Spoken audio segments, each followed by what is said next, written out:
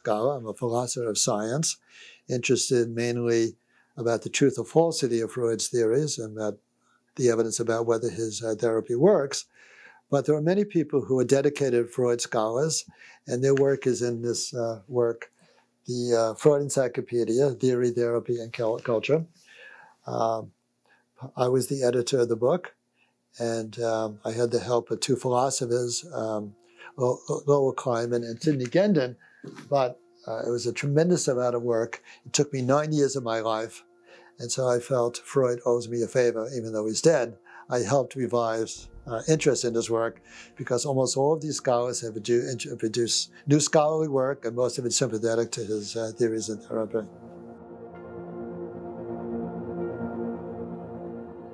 The encyclopedia articles were chosen or recommended by a board consisting mainly of well-known psychoanalysts, and a lot of the entries produced new information that I was not aware of because I work in a certain narrow area in Freudian psychology. So new work about Freud's impact on the culture, about his various theories, subdivisions of his theories. And I introduced something in the encyclopedia which I thought useful. I asked people around the world who are connected to psychoanalytic institutes to send reports on how Freudian psychology was faring in their countries. So I received work from people in Vienna, of course, and Germany, Paris, but also in Africa, Sweden, even Japan, China, Central America, Mexico, Chile. And even though Freud's reputation has diminished somewhat in the United States, in some of these other countries it's still quite strong, and people are very much interested in Freud. Which leads to the question, why? Right. Now, Freud, I think, was very important and is important. Some scholars have argued he was the most important thinker of the 20th century, even more important than Einstein. Not for the same reason would you compare the two. I mean, Einstein had a marvelous scientific theory, general relativity theory, which has been empirically confirmed, whereas Freud's theory is much in dispute. But Freud's theory had a tremendous influence in many different areas. In literary interpretation, people use Freud's theory to interpret the meaning of novels and plays and even poems. People have used his theory in interpreting paintings. It's been instrumental in influence movie directors like Gustav Bergman, who developed certain movies because of their interest in Freud. It influenced painters such as Salvador Dali, but it also influenced art criticism very much. So he had a tremendous impact outside of psychiatry and psychology in the arts and in the humanities. After his, let's say, his following and his reputation diminished somewhat, let's say maybe in the 1980s there, or maybe even earlier, I think it was 2000 or close to 2000, two scholars did research to find out who were the most cited people of all time. Not cited a long time ago, but at that period. And Freud was in the top 5. The others were Plato, Aristotle, Shakespeare, and Lenin. Not Marx, but Lenin. And the other one was God, the Bible. So Freud was in that top 5 or 6, whatever it was, even at that time. Much more, many more citations than, let's say, more contemporary people, such as Skinner or Chomsky. So people were still interested in Freud. Even if you think you're not quite sure whether Freud was right, I think you could raise the same sort of question about the major philosophers, such as Plato and Aristotle, David Hume, Thomas Aquinas, Kant. How many of their theories have actually been proven? Very little in my judgment. So why do we read them? Because it's all connected. They influenced other philosophers who influenced scientists. Einstein said he was very much influenced by David Hume, for example. If we want to understand everything, that's why you read these people, because of their influence, whether or not their theories are true. In some cases they are true and maybe not proven, but they are extremely influential. Well, the same thing could be said about Sigmund Freud. He had a tremendous impact in psychiatry in the first half of the 20th century. Most of the leading presidents of the American Psychiatric Association were psychoanalysts. For a long time, the only major therapy available was psychoanalysis. There's a philosopher named Rudolf Carnap, who his friends thought would be very critical of Freud, thinking there's not enough empirical evidence to support it. But he went to see a psychoanalyst himself, and he was asked by his friends, why would you do that? And he allegedly replied, when in the jungle, you go to the witch doctor. He's the only game in town. And that's what Freud was for quite a while. Now, things changed in the 1970s.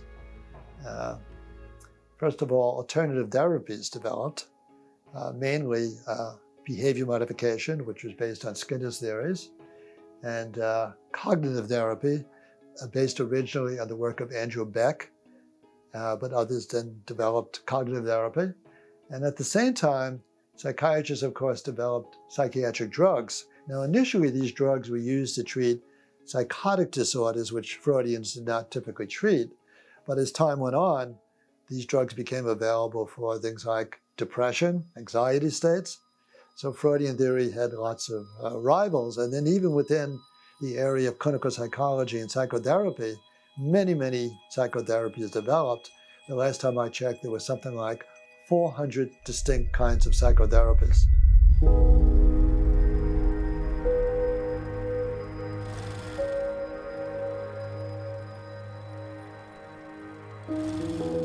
There's influence in many different areas, in psychiatry and clinical psychology, and also in the arts, and even a little bit in architecture, in literary criticism, in many different areas. So that's important, whether or not he was right. People use his ideas to analyze all sorts of things, and they influence many others in the field. People who work, for example, literary criticism, were very much influenced by each other's Freudian interpretations of various literary works. The most famous example, of course, being the analysis of Oedipus complex allegedly suffered by Hamlet. I'm a philosopher of science and epistemologist and philosopher of psychology. So I'm mainly interested in the evidence for certain kinds of theories and whether theories are true or false, whether the therapy works. And in the case of Freud, he's a fascinating figure because, unlike, say, Skinner, he's got a very complex theory about the human mind, about how neuroses develop, how treatment works and what does work and so on. So I became very interested, particularly since I noticed that people who were debating his views for more than 50 years, maybe close to 100 years, and they're still debating them. And so I wondered, why is that? Now, some of the people who take sides are hostile to Freud. Some of them are overly sympathetic. They don't know the evidence. But even if you leave the really best people on both sides, they're still disagreeing. And I thought part of the reason is they use different evidential standards in deciding what's enough to show that he was right. There's been a long tradition in Freudian psychology, starting with Freud himself, that one relies on clinical case studies. That is, the psychoanalyst treats a patient. Normally the analysis lasts 2 years or more, maybe 3 years or more. Woody Allen supposedly has been seeing an analyst for more than 20 years. And during this period, the analyst forms various hypotheses about the cause of the patient's problems. And at some point, the analyst forms a final theory and is supposed to cure the patient, at least get rid of the symptoms and hopefully keep them away forever, by bringing to consciousness the repressed wishes that are the cause of the problems. So Freud and his followers, both here and in Europe, relied almost entirely on clinical evidence. Now, there's a real question whether clinical evidence is sufficient, either for the therapy or for the theory. So particularly with the therapy, it's even more obvious that this will not do. Suppose an analyst finds out that when he treats his patients, after, say, 3 years, most of the symptoms vanish. Let's say the patients who come are very depressed. At the end of 3 years, they're no longer depressed. Still, the analyst doesn't know whether his treatment or her treatment actually eliminated the depression or whether it was something else. There's a famous article, maybe the most famous article ever written in psychology. It was written in the early 1960s, I believe, by Hans Eysenck, a British psychologist, in which he asked psychoanalysts, what is your cure rate? And they said, in about 2/3 of the cases, the symptoms disappear after the completion of the treatment. So he then compared the cure rate of psychoanalysts to untreated patients, because he had insurance records of people who suffered from the same kinds of clinical problems treated by psychoanalysts. And he found after a 2-year period, the cure rate was roughly the same, 2/3. And so he made the case that there was no evidence for Freud's treatment being effective. So that became known as the spontaneous remission problem. It's not really spontaneous remission that's being postulated. It's rather, there are things in a 2-year period that happen outside the therapy session. People get married, they get divorced, sometimes they win the lottery, they get a better job, they get fired, which could easily affect their symptoms. And unless you have some way of ruling out the possibility that it's things outside the treatment sessions that really cause the beneficial effects, you don't have any evidence that the treatment was effective. Now, if you draw an analogy between psychoanalysis and, say, a pharmaceutical treatment, I think most medical researchers would think it absurd to think that you can prove that a new treatment for, say, depression, pharmaceutical treatment, works just by consulting psychiatrists who give patients their drugs. They have no way of proving that it was the drug if they don't have any controls to rule out other explanations. And another important explanation is the placebo explanation. There's a lot of research that shows that for certain kinds of clinical problems, such as depression, anxiety, kinds of problems that Freudians treat, the very belief and expectation that this treatment by the analyst will help me itself produces benefits. And the same thing is true for the pharmaceutical treatment.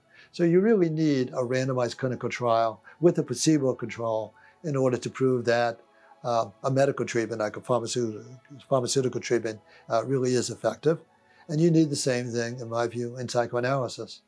But the problem is that in psychoanalysis, it's very hard to do a controlled experiment because of the length of the treatment. Many would consider it unethical to give someone in the control group a placebo for 2 or 3 years when they want to be helped with their problem.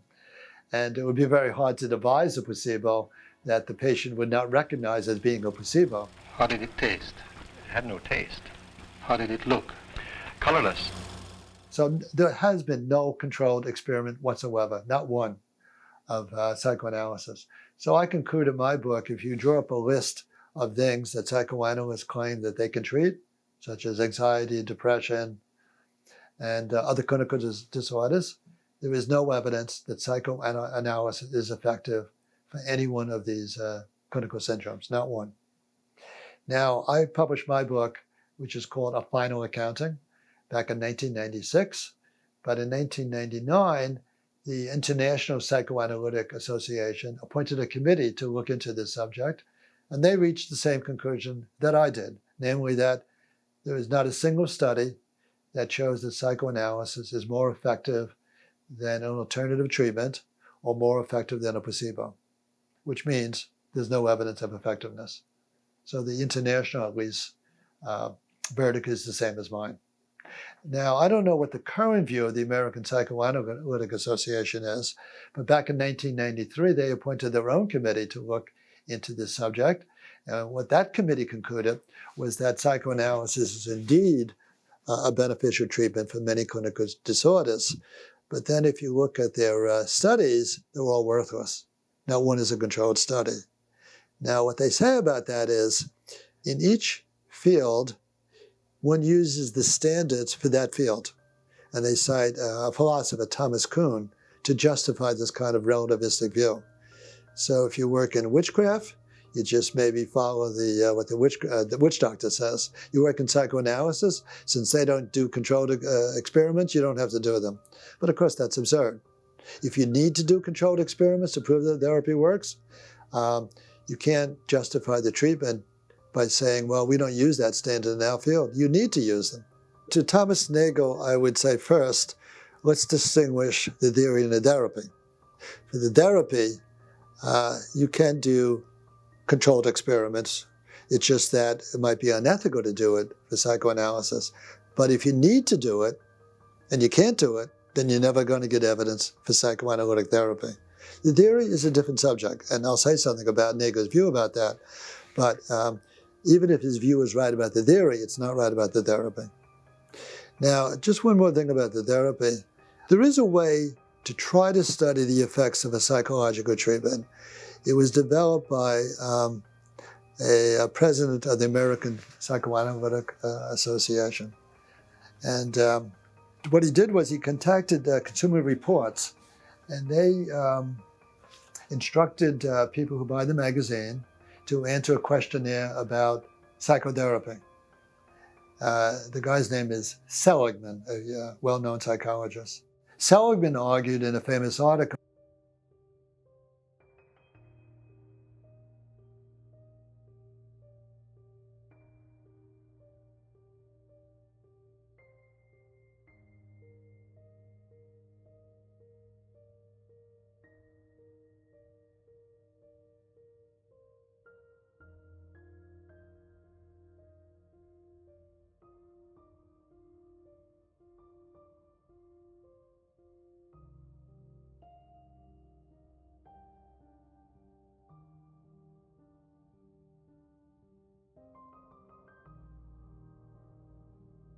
who followed Seligman. They used his model, and instead of doing a prospective controlled experiment where you introduce an independent variable like the treatment and compare it to no treatment or placebo, they simply looked backwards at psychiatric records, and they tried to discern whether psychoanalysis was effective.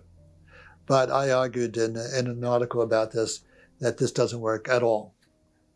That just as you can't determine the effectiveness of a pharmaceutical treatment just by looking at records, you have to do a controlled experiment. The same thing is true of psychoanalysis.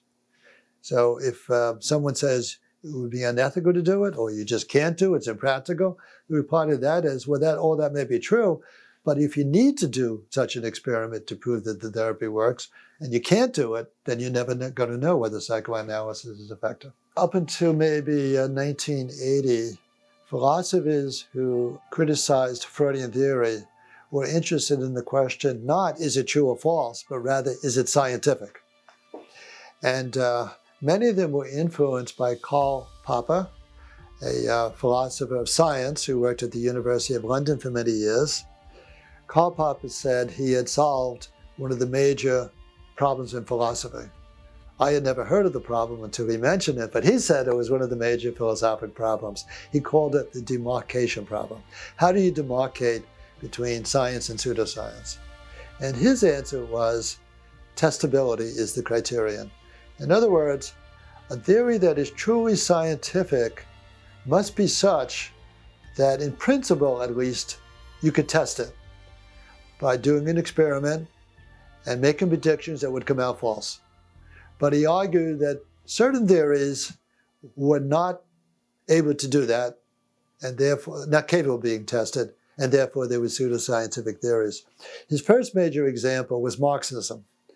Now, he lived in Vienna in the early 30s, when a lot of the people who are in the area that he knew were either Marxists or Freudians or followers of Adler, who was also a psychoanalyst. And Popper claimed that Marxism was actually a scientific theory, at least part of it, but it made a prediction that turned out wrong. It made a prediction about the stages a culture has to go through before they reach the stage of capitalism, and then reach the stage of Marxism. But that was refuted by what happened in the Soviet Union. That's at least what Popper believed. But Marxism was then turned into a pseudoscientific theory because Marxists changed the theory in a way that no matter what would happen in the real world, it could never falsify the theory. The second major theory, he said, that was pseudoscientific was psychoanalysis. That the way the theory was structured, it could never be refuted by anything. Now, others who argued that Freud's theory was pseudoscientific, such as Frank Chaffee, actually used a different criterion.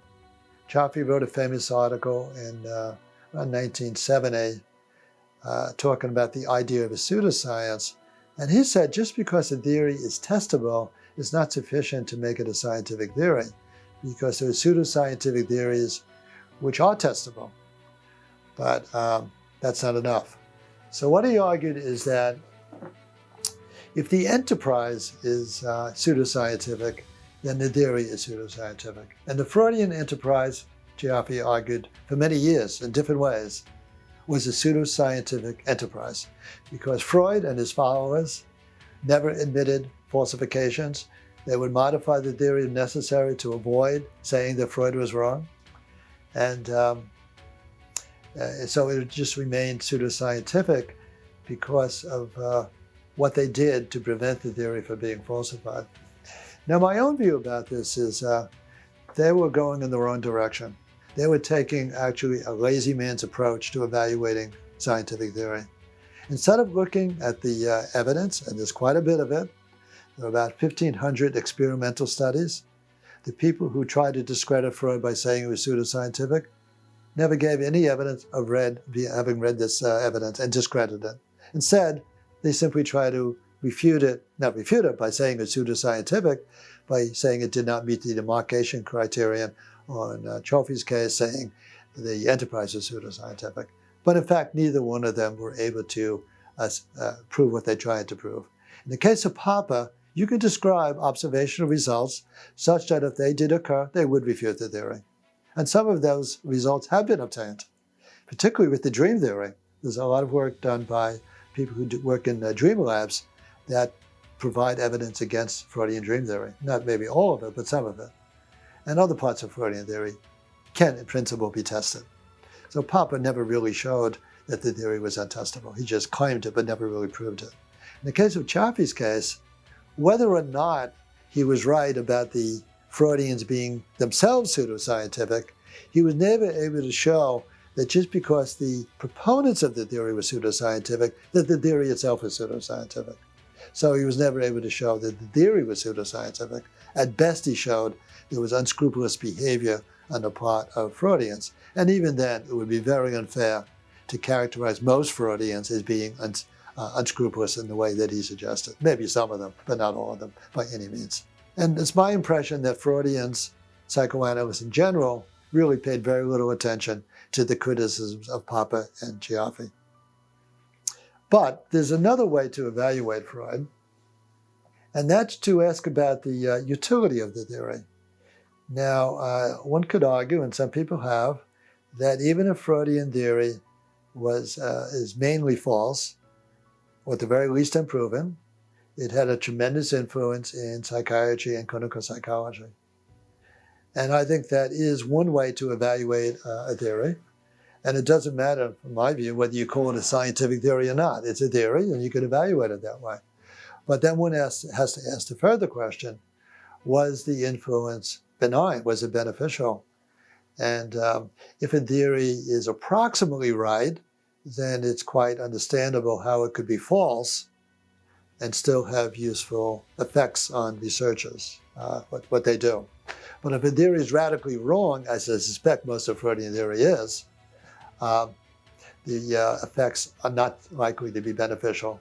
And I think if you look in detail of the avenues that psychiatrists and clinical psychologists went down in the early 50s and 60s and so on, they went down the wrong areas, and that the effects were mainly not beneficial, they were pernicious. But there's another way to evaluate Freudian theory, which is how you evaluate any theory, to my mind. And it's the way that Freud himself recommended. There's a famous incident involving Einstein. Einstein had been writing to Freud every so often, praising his theories, but never saying that Freud was right. And on Freud's 80th birthday, he got a greeting from Einstein, again praising his theory. And Freud turned to an associate and said, he constantly tells me that my theory is so wonderful, but never says whether it's true. What good is my theory if it's not true, or at least contains a good grain of truth? And I fully agree with Freud. Because look, Freudians are trying to explain all sorts of interesting things. For example, the content of our dreams. Part of the content of our dreams, that is the dream images that we experience as we dream, are influenced by things happen in our everyday life. But according to Freud, they're also heavily influenced by repressed wishes that arise from the infantile period when a child is about 3 to 5 years of age. And there's such a thing called the dream censor, which doesn't allow the repressed wishes, which during sleep try to get into consciousness. And so the dream censor distorts these wishes, and so they appear in the what Freud called the manifest dream, that is the dream we experience, in distorted fashions. So for example, you may dream that you are going on a boating trip with your friend's wife, but what that really means is you want to have sex with her or something like that. So, but Freud is putting forth these causal hypotheses, especially about neuroses. He's trying to explain the etiology of neuroses, mainly due to repressed wishes. He's trying to explain how the neurosis is maintained over a period of years and how to treat them. But causal explanations are always wrong if they're false. You can't have a correct causal explanation of anything if, in fact, the postulated cause never occurred, or if the effect never occurred, or if they did occur, but the one did not cause the other. So if Freudian theory is wrong, it doesn't explain anything. So it's absolutely important, if you're interested in Freudian theory, to find out if it's true, not just if it's useful. So I've been very interested in this question, as some philosophers have, and many psychologists have. To what extent was Freud right? Yeah, so back to this distinction between what is distinctive in Freudian theory and what isn't. The main example of where this becomes important is in assessing the claim that Freud's biggest accomplishment was that he was the discoverer of the unconscious. Now, that's not true. If you look at work done before Freud even went to high school, back in the 19th century, there was a big debate between philosophers and psychologists about whether there was an unconscious mind. And by an unconscious mind, they don't mean an entity or a thing called the mind, like the soul. They just mean there are unconscious mental states that human beings experience. Now, several philosophers, namely Arthur Schopenhauer, Friedrich Nietzsche, argued for the existence of the unconscious, as did the philosopher Hobart. And then there were psychologists such as von Hartmann and Helmholtz, who also argued there are unconscious mental events. And they were challenged by two philosophers who also wrote on psychology, namely Brentano, Franz Brentano, who I believe was one of Freud's teachers. I know he was there at the university where Freud was a student. And the other person was William James, the American psychologist. And they gave a series of arguments to show that the existence of the unconscious had not been proven. And Brentano apparently thought there could not be an unconscious, so he went a little further than James. But there were several people before Freud who actually argued in favor of an unconscious. Now, Freud himself, in the theory of dreams, alludes to this issue. He quotes a guy named Lipps, who was a contemporary, who argued for unconscious mind as well. And he says something like, to prove that there is an unconscious mind, that I brought the resources of the theory of dreams to show there's an unconscious. In other words, he's conceding that other people have argued there's an unconscious. His contribution was the development of a certain theory of the unconscious. It's called the theory of the dynamic unconscious. So Freud wasn't merely saying there are unconscious mental events or mental states. He was saying something much stronger in his theory. The three, I would say, central components of his theory are, one, what causally explains why wishes and other thoughts are in our unconscious is the mechanism of repression. It's repression that causes things to enter our unconscious and to stay there for many years. Secondly, the unconscious is dynamic in that it has effects on how human beings decide things and how they act. The way to eliminate unconscious desires is to undergo psychoanalytic treatment And if the analysis is successful, the analyst succeeds in lifting the unconscious wishes and bringing them to consciousness. So those are the three key elements in Freud's theory of the unconscious. It's dynamic, it has effects. Two, what's in the unconscious is explained by the operation of repression. And three, the way to eliminate unconscious wishes and desires which may have a bad effect on a patient is through psychoanalytic treatment. Now, as far as that theory is concerned, I argue Freud really presented no credible evidence for it. In fact, I argue that there's actually no evidence that repression ever occurs. And sometimes when people cite evidence of repression, they're simply talking about forgetting, but that's different. You're not actively repressing something, you're just forgetting things, which of course human beings do. And even if repression did occur, there's clearly no evidence that it plays the causal role that Freud attributed to repression, that it explains the content of our dreams, for the most part, it explains the etiology of neurosis, and it explains slips of the tongue. But that's the central part of his theory of the dynamic unconscious. So my verdict is what he did talk about the unconscious is just saying that we do have unconscious mental states. Others did that before him. But his original contribution, the theory of the dynamic unconscious, he never did establish. I would suspect, I don't have any hard evidence for this, that Freud, most of all, played a role in getting people to deal with their life's problems, their mental health problems, problem that Thomas Sage used to call problems in living, by going to psychotherapists. Instead of seeing a priest or a rabbi, going to psychotherapists. Now, was that a good thing or a bad thing? I think it's a bit mixed. After Freud's therapy was developed, other therapies were also developed, like cognitive therapy and behavior therapy, and many psychotherapies were developed after that, or about 400 of them. Now, in my book, Philosophy and Psychotherapy, I have a review of these treatments, and what I conclude is virtually none of them have been supported by any empirical evidence. They simply haven't done the right kinds of studies. Some of them have, maybe 15 of them. Now, that was published in 1996. Since then, more have been supported by good evidence. But still, the majority of them are unsupported. Now, I have friends who have gone to psychotherapists. Some of them went to psychoanalysts, and I made this point to them, and they have reacted in different ways. One was a philosopher who seemed to be rather mild-mannered, but when I gave her a book arguing that psychoanalytic treatment was pretty worthless, or at least had no supporting evidence, she told me she immediately quit therapy and even went to the therapist's office. She broke in and stole her records because she didn't want her records. She just quit. Others, however, say, I don't really care. And here, this is something I'm sympathetic to. And this goes beyond psychoanalysis, but any kind of psychotherapy.